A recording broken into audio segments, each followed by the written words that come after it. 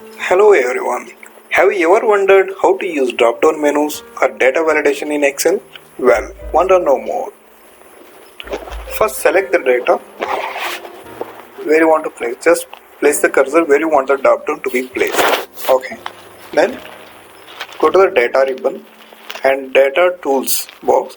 You just click on data validation. Then select data validation option. Then this dialog box will appear. In that, you need to give validation criteria. Here we have multiple options. You want to make this user to enter only whole number or decimals or the list or date or time or text length, or you can customize as well. So here I'm going to select list for the drop down. So here we need to, in the source, you need to give the source. So here you need to click and select the source where the data is available. It needs to be appear in the drop down. I am selecting these. These are the sales executive names which needs to be appear in the drop down while entering here. I don't want anything else to be mentioned over there in the executive column. So I am giving this option for the user to select the sales executive names. So I'm pressing OK, and here, yes, we got the drop down list. User can enter only these details. Okay, and I will copy this.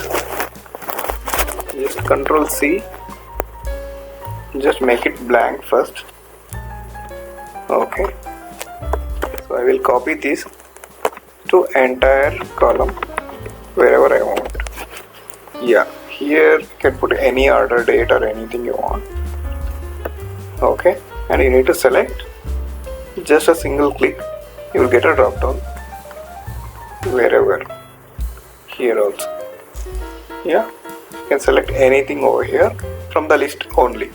If you try to let's try to type something and enter. See, it will throw this error message to the user. User has restricted values.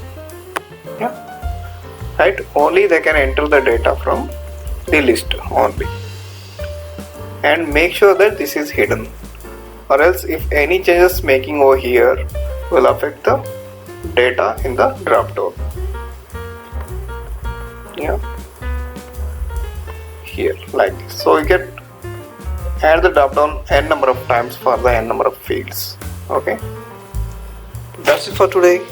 Thank you so much for watching, and please subscribe to the channel if you want to more videos like this on Excel tips. Thank you so much.